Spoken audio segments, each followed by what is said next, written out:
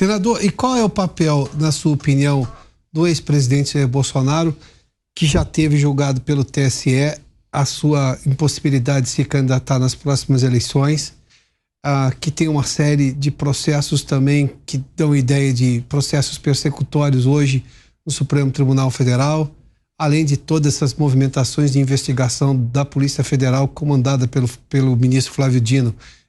Levando-se em conta tudo isso que o senhor fez menção, que as pessoas percebem 2 pesos e 2 medidas, vem todas essas incongruências jurídicas ou institucionais, o presidente Bolsonaro se colocou contra isso, às vezes até de forma equivocada e da maneira errada, embora conceitualmente ele estava exercendo talvez o poder, mas houve exageros que o senhor já fez até menção aqui, que levaram inclusive a perder as últimas eleições presidenciais. Mas qual é o papel que o senhor vê hoje do presidente Bolsonaro ou de uma voz da oposição para se levantar? Ele não tem alternativa a não ser nos liderar. Vai ser o grande líder, o grande eleitor, o homem de maior expressão que nós temos no nosso país, de maior apelo popular, é o único homem hoje no Brasil que é capaz de reunir multidão em qualquer cidade do Brasil. É um homem que está sofrendo a maior perseguição que já se teve notícia na história do Brasil, nosso ponto de vista, mas que a população vai poder separar. Eu costumo dizer que não adianta, tem 2 coisas que são muito claras para mim: nem vão transformar o presidente Bolsonaro em bandido, nem vão transformar o Lula em santo. Não cola. As pessoas não sabem que isso não vai ser real, certo? E isso não vai acontecer na cabeça e no coração das pessoas do nosso país. O presidente Bolsonaro vai ser o maior eleitor. Você vai ver o que vai acontecer nas eleições no próximo ano. Você vai ver o que é que a esquerda vai eleger e o que é que os partidos de centro e de direita vão eleger no nosso país, e principalmente nas eleições de 2026. Senador, eu não quero reduzir a importância da alma e do coração dos brasileiros, jamais faria isso. Mas do ponto de vista prático, a gente está vendo inquéritos que não têm fim, pessoas que estão presas sem o devido processo legal, sem direito à ampla defesa.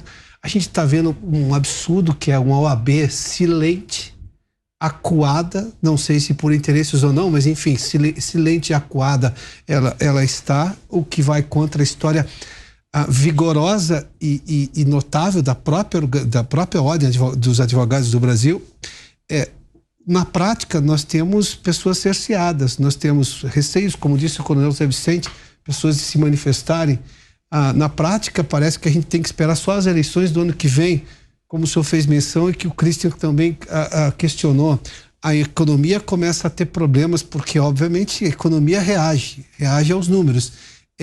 Faz-se o que nesse momento? Aguarda-se só e confia-se, digamos, na crença de que um dia isso tudo vai dar certo e vai passar? Não, cada um tem que fazer a sua parte. O próprio presidente tem que nos liderar nesse processo. Ele volto a dizer, o único homem que tem capacidade de mobilizar massas no nosso país. É um homem que, se em qualquer lugar sair na rua, uma das mágoas que eu conheço, eu conheço muito o presidente Lula. Uma das mágoas que o presidente Lula tem é não ter mais apelo popular. É um homem que só é capaz de fazer alguma movimentação ou no Nordeste, ou ver índio lá em Roraima, ou vir para algum evento fechado aqui no Sul, no Sudeste, no Centro-Oeste. É um homem que teve que vir aqui pro enterro do Pelé, teve que chegar lá de madrugada, e mesmo assim as pessoas xingando lá de fora. Então isso aí, o Lula, dói muito nele quando ele sai todo dia ali no Palácio Alvorada, olha naquele espelho d'água e vê o seu reflexo de um Lula que não tem sido capaz de cumprir o que prometeu. E dói muito no Lula ele não tem mais apelo popular, um que não é mais amado pelo país, tá certo? Então, e o presidente Bolsonaro, apesar de todo esse massacre, é um homem que é amado pelo Brasil inteiro, é um homem que tem capacidade de mobilização, e ele vai ter que nos liderar e vai nos liderar nesse processo. Mas senador, me permita discordar uma coisa, mas a solução não vai vir nem com a reeleição de Lula e nem com a eleição do Bolsonaro, porque eu tenho a impressão que ele não vai ter condição legal de concorrer. Eu concordo. Posso estar enganado. E aí nós vamos ter que encontrar o meio do caminho. Mas olha, hoje no Brasil, o maior eleitor que temos no Brasil é o anti-Bolsonaro e o anti-PT. Então. Então, se você não vai ter o Bolsonaro, você vai ter alguém que o representa, que não tem a sua rejeição, que vai ter o seu apoio. Agora, nós temos que ter habilidade e juízo ao fazer essas escolhas. Se nós tivermos alguém com perfil mais de centro, que não tem a rejeição, nem aquelas coisas mais os extremos, né? Que são características do presidente Bolsonaro, e tiver o seu apoio e a sua confiança, que é decisivo, não adianta, sem o seu apoio, essa pessoa não tem condição de prosperar. Eu não tenho dúvida que nós ganhamos essa eleição com muita facilidade no nosso Brasil. Existe esse nome hoje em dia? Zema, Tarcísio? O nome, acho que política é fila. Então hoje o nome número 1, não tenha dúvida, que é o do governador Tarcísio. Né? Mas que já disse que falou que não sai do governo. Pelo amor de Deus, se Tarcísio dissesse hoje que era candidato, ele já não era candidato, porque cometeria o mesmo erro que todos os governadores de São Paulo cometeram, que era se eleger num dia governador e no dia seguinte estava em campanha para presidente da República. Tarcísio só vai ser presidente da República se for um grande governador de São Paulo, focar na gestão de São Paulo, como ele tem feito. E passar uma imagem que está trabalhando por São Paulo, para ser o melhor governador de São Paulo, que eu não tenho dúvida que vai vir o Brasil inteiro conclamar e apelar para que ele seja candidato. Ele está agindo certíssimo, não tenho dúvida que ele tem que dizer que não é candidato, trabalhar por São Paulo, focar na sua gestão, e no futuro você vai ver que o Brasil vai aclamar a sua candidatura. Coronel Zé Vicente, eu vou trazê-lo novamente para falar sobre justamente essa questão da segurança, especialmente porque isso vai ser uma bandeira. Até porque tivemos um episódio em que o governador foi testado, especialmente nessa questão da segurança pública agora no Guarujá. Aliás, é uma operação que ainda está continuando, né? Ainda está acontecendo. O Tarcísio, ele pegou dois rabos de foguete, né? Como se diz, do começo da gestão dele, naquelas enchentes no litoral paulista. A tragédia no litoral norte, seguramente. Ele meteu a bota, pisou no barro e ficou acompanhando o tempo todo lá a população. Ele foi capitão do exército, da área de engenharia, esteve no Haiti com metralhadora pendurada. Então ele sabe estar perto no chão. E nesse caso de Santos, houve uma antecipação no sistema de inteligência e ele acabou dirigindo bem.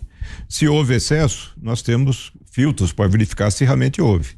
Isso através da própria investigação, cada morte precisa ter um inquérito. Coronel, e o Ministério Público também que está vigiando em relação a isso. Porque polícia tem corregedoria, facção criminosa não tem corregedoria, né? Sim. Começa por aí, né? E polícia tem que conter o uso da força, a facção criminosa não. Então, aqui em São Paulo gosta de dizer que uma viatura com 2 policiais, ela entra em qualquer área do estado. Algumas vezes a facção dominante aqui em São Paulo tentou testar a polícia. A polícia não estava devidamente cuidando da sua inteligência de rastrear essas facções, como aconteceu um ataque em 2006, mataram mais de 40 policiais aqui. A polícia reagiu e daí para frente nunca mais aconteceu. Essa ação que o Tarcísio ele acabou endossando como governador, ela é muito importante para que não aconteça em São Paulo o que acontece no Rio de Janeiro.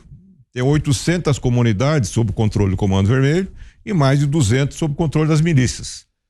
Então, eu acho que o Tarcísio, claro, tem que checar direitinho a conduta dos policiais para que eles não comprometam a legalidade do seu governo, mas a impressão que a gente tem, o senador, é que o Tarcísio está sendo bem testado em São Paulo. O senhor lembrou bem, as 2 vezes que ele foi testado, ele saiu com louvor, né?